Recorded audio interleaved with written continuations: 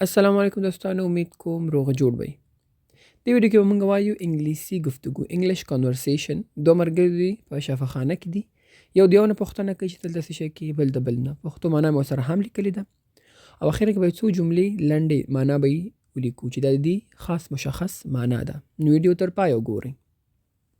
لومړی او دویم ملګری. هلو فهد، how are you؟ سلام فهد، څنګه یې؟ او ته وی hey ابرار، I'm good thanks. سلام ابرار. hey ابرار، زه ښه یم مننه. thanks مننه. What are you doing in the hospital؟ What are you doing in the hospital؟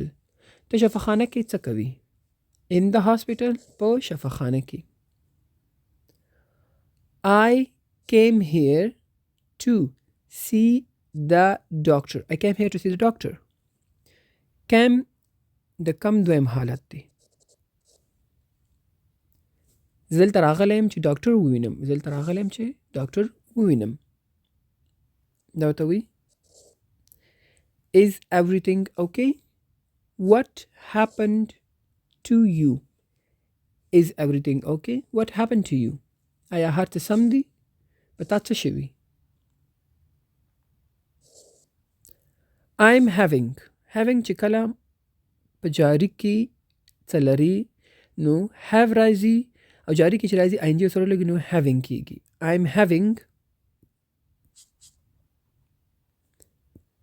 I'm having very bad headache. very bad headache ډیر خراب سر درد. I'm having very bad headache. زما په سر ډیر درد دی یا ډیر خراب درد دی. هغه ورته وایي Did the doctor say anything؟ Did the doctor say anything؟ آیا ډاکټر څه وویل؟ Yes هو. I just finished my checkup. I just finished ما هم دا اوس ختم کړو. my checkup خپل معاینه کول یا خپل چیک اپ کول. The doctor said ډاکټر وویل It's just a cold. دا یو یخ دی شوی یا یخني دی شوی ده. It's just a cold دا یخ دی. But خو I need ما ضرورت دی to rest استراحت وکړم and او take some medicine چې اوس دوا واخلم. هو ما اوس چیک اپ وکړو. ډاکټر راته وویل چې یخني ده یعنی یخ دی شوی دی خو ما ته استراحت ضرورت دی او دوا وخوره. You must be feeling very tired. You must be feeling very tired. ته به ډېر ستړی یا ډېر ستړی احساس به کوې. You must be موږ وایو خامخا. ته به خامخا ډېر ستړی احساس کوې. You must be.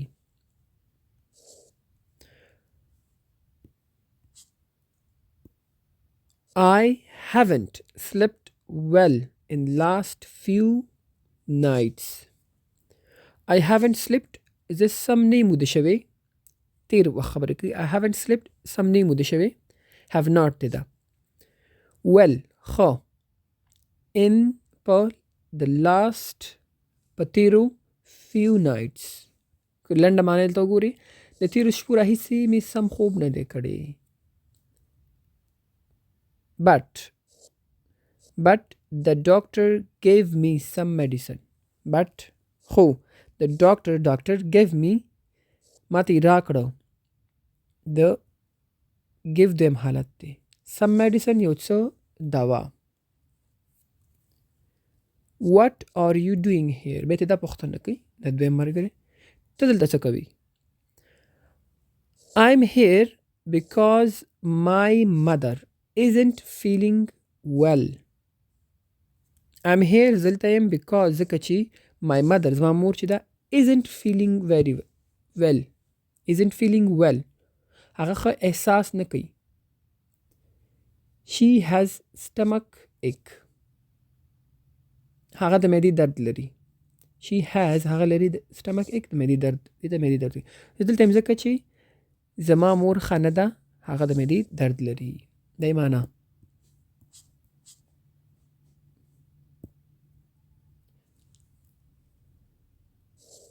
I hope هغه ورته وی I hope امید کوم it's nothing serious چې څه خاص باندې څه خاص جدي باندې یعنی ډیر emergency باندې وي زه هیله کوم زه امید لرم چې جدي به نه وي یعنی ډیر سیریس به نه وي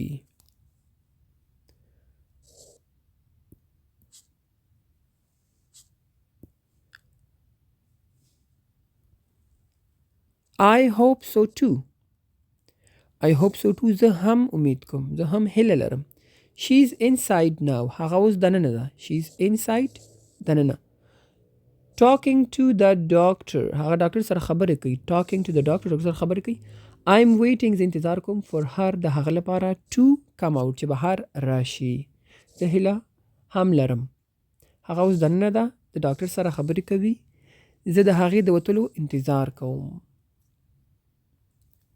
last I'm sure زه مطمئن یم زه یقین یم she will be fine هغه به ښه وي she will be fine را روان وخت خبره کوي هغه به ښه وي doctors know what to do ډاکټران پوهیږي چې څه وکړو yes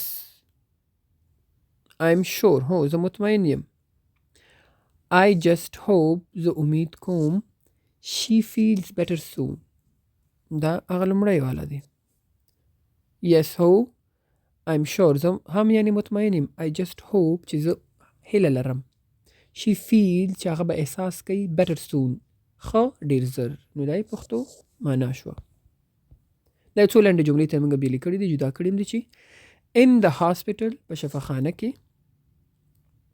to see the doctor چې ډاکټر ووینم very bad headache ډیر سردرد یا ډیر خراب سردرد check up معاینه کول کتل معاینه کول check up کول rest and take medicine آرام وکړه او درمل وخوره last few nights تیری څو شپې last few nights په ځای موږ کولی شو چې ووایو last few weeks تیری څو هفتې یا last few minutes تیری څو شیبې یعنی څو منټ stomach ache آخري معدې درد دا و یو کانورسیشن د ملګرو په اړه تاسو کولی شئ چې د دې معنا سره ووایئ یا ما تاسو ته ټکي په ټکي معنا کړله او دې نه ځان ته خپل لنډ لغاتونه وباسئ